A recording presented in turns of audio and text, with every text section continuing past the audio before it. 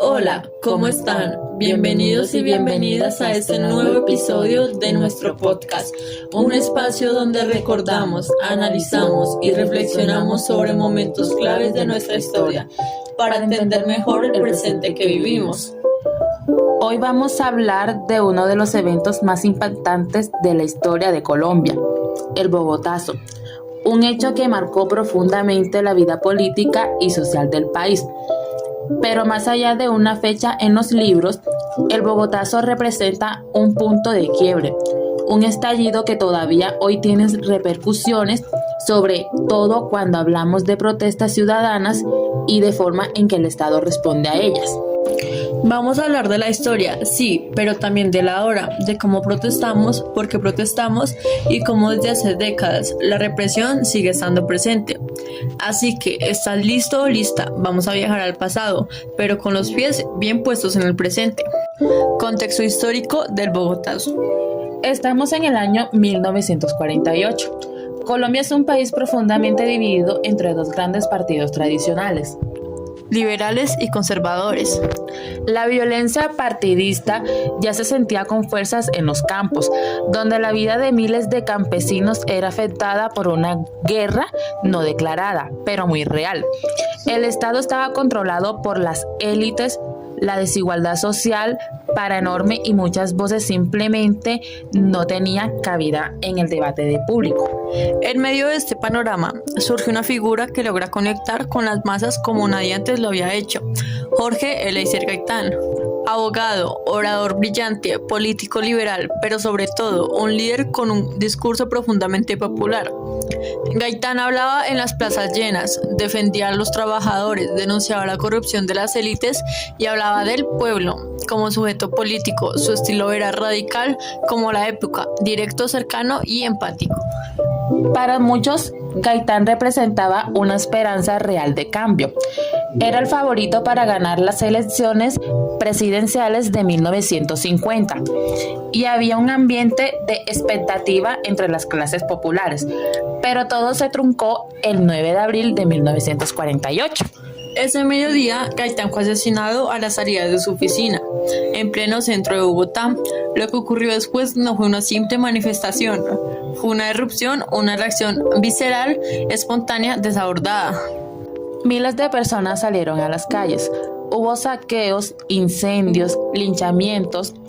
Bogotá se convirtió en un campo de batalla. Se atacaron estaciones de policía, iglesias, oficinas públicas y se tomaron armas. Algunos incluso intentaron tomar el poder. La respuesta del Estado no se hizo esperar. El ejército salió a las calles, se declaró el estado de sitio y comenzó la represión. El saldo fue catastrófico. Se estima que murieron entre 1.500 y 3.000 personas. El país entró en una espiral de violencia que daría un paso a una etapa conocida como la violencia, que dejó más de 200.000 muertos en las décadas siguientes. Las formas de protesta ayer y hoy. Pero más allá de la tragedia, el Bogotazo fue también una forma de protesta, una forma desesperada y desorganizada, sí, pero profundamente política. Y aquí vale la pena hacer una comparación entre las protestas que vemos hoy en Colombia. En 1948, las protestas fueron una reacción emocional e inmediata ante el asesinato de un líder. No hubo tiempo de organizarse. En 1948 las protestas fueron una reacción emocional e inmediata ante el asesinato de un líder. No hubo tiempo de organizarse. Fue el pueblo diciendo basta, a gritos con piedras y con fuego. No existían movimientos sociales estructurados, ni redes de apoyo, ni canales formales de participación. El Estado, por su parte, no tenía ninguna intención de escuchar. Hoy el escenario ha cambiado en muchos aspectos.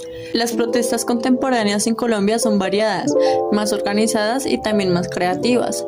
Vemos marchas multitudinarias convocadas por estudiantes, sindicatos, colectivos feministas, pueblos indígenas.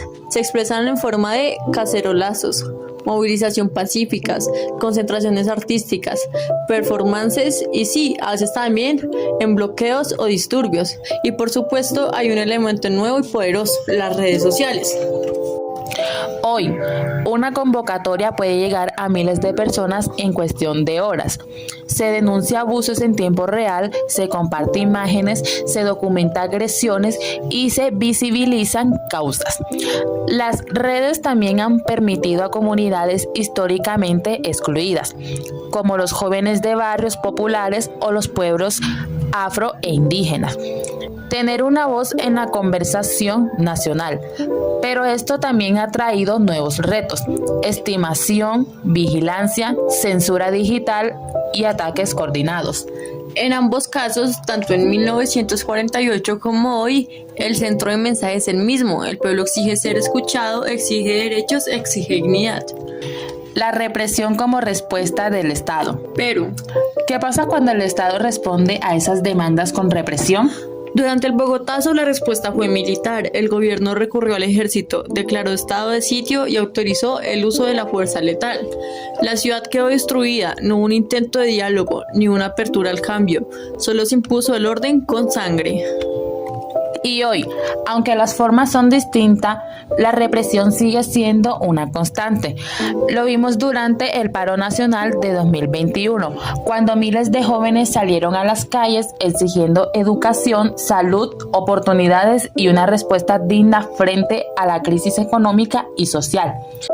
La reacción fue brutal: denuncias de desapariciones forzadas, violencia sexual por parte de agentes del Estado, asesinatos de manifestantes y una clara criminalización de la protesta. Organizaciones nacionales e internacionales denunciaron graves violaciones a los derechos humanos. Y sin embargo, en muchos medios y desde sectores del poder, la narrativa fue la misma que en 1948. Delincuentes, vándalos, terroristas. ¿Es esa la única forma de mirar la protesta? ¿No será que cuando el Estado reprime, en lugar de escuchar, está repitiendo un siglo que ya conocemos muy bien? En conclusión, el Bogotazo no fue solo una fecha trágica, fue un símbolo. El símbolo de un pueblo que, cansado de la injusticia, decidió gritar. Un grito que el Estado quiso silenciar a la fuerza. Ese grito sigue resonando hoy, en cada marcha, en cada pancarta y en cada joven que levanta su voz. Colombia tiene una deuda con su pueblo, una deuda de escucha, de representación, de justicia, y esa deuda no se paga con balas, ni con gases lacrimógenos, ni con estigmación. Se paga con democracia real, con reformas profundas, con un compromiso genuino de construir un país donde protestar no sea sinónimo de arriesgar la vida. Recordar el Bogotazo es también preguntarnos: ¿cuántas veces más tenemos que repetir esta historia?